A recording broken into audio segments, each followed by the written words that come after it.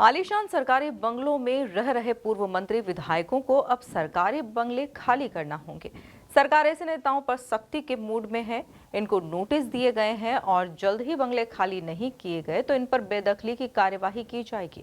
बता दें कि विधानसभा चुनाव हारने और मंत्री पद जाने के बाद पात्रता खत्म होने के बावजूद अपने बंगलों में यह लोग डटे हुए हैं। क्या है पूरा मामला, देखिए खास रिपोर्ट।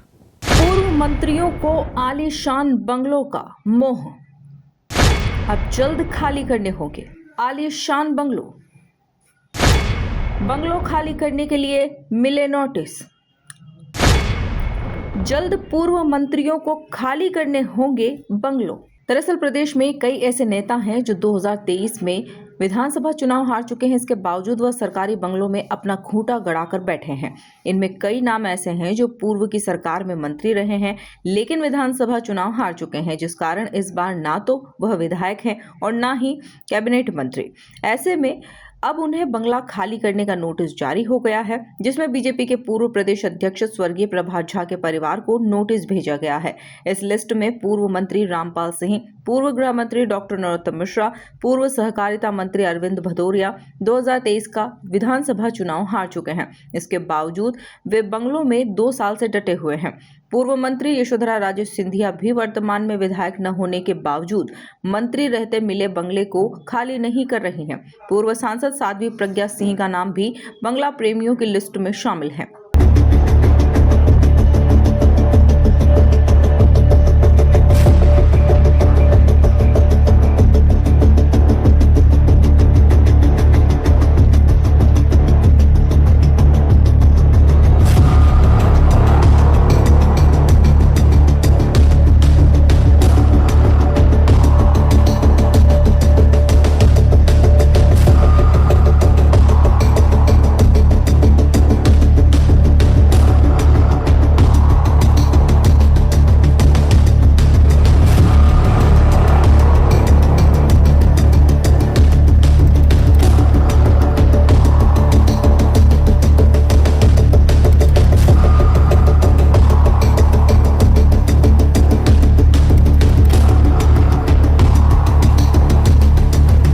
यही नहीं, शासन की तरफ से नेताओं को नोटिस जारी किया है जो पात्रता के हिसाब से बड़ा बंगला रख रहे हैं।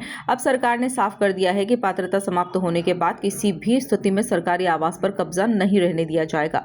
इस लिस्ट में वह लोग भी शुमार हैं जो विधायकी तो जीत गए लेकिन सरकार में मंत्री नहीं है। इसके बावजूद यह तमाम नेता मंत्री को पात्रता रखने वाले बंगले खाली नहीं करा रहे हैं। हालांकि अब इस पूरे नोटिस को लेकर सियासत भी गर्मा चुकी है। कांग्रेस इन नोटिस को बीजेपी की अंदरूनी कलह और गुटबाजी बता रही है तो बीजेपी के नेता इस नोटिस को सामान्य प्रक्रिया कह रहे हैं। ये कुल मिलाकर भारतीय जनता पार्टी गुटबाजी का नतीजा है, क्योंकि भूपेंद्र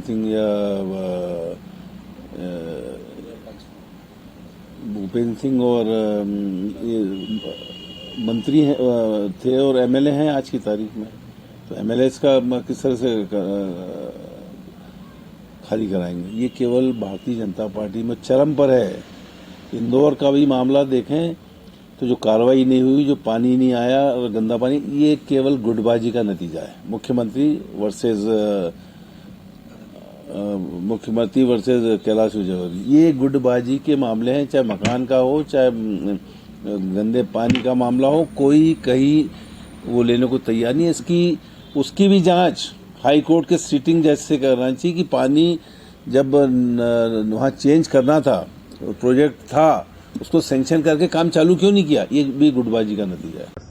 भारतीय जनता पार्टी सरकार में भवन बंगले आवंटन नियम के अनुसार होते हैं और संपदा की गाइडलाइन के अनुसार ही आवंटन होता है, और अगर किसी भी व्यक्ति को पात्र नहीं होते हैं तो नियमों के अनुसार ही नोटिस दिए जाते हैं। इसमें राजनीति का कहीं कोई विषय नहीं है। कांग्रेस पार्टी में तो सिंधिया जी जैसे वरिष्ठ नेता को बंगले के नाम पर अपमानित किया गया था, जबकि भारतीय जनता पार्टी सरकार में सब कुछ नियम कायदों के अनुसार हो रहा है।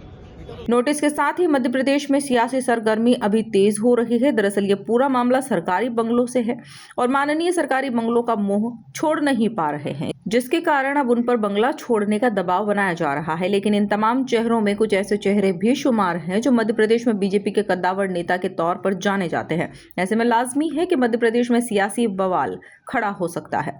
Bureau report, MP news, Bhopal.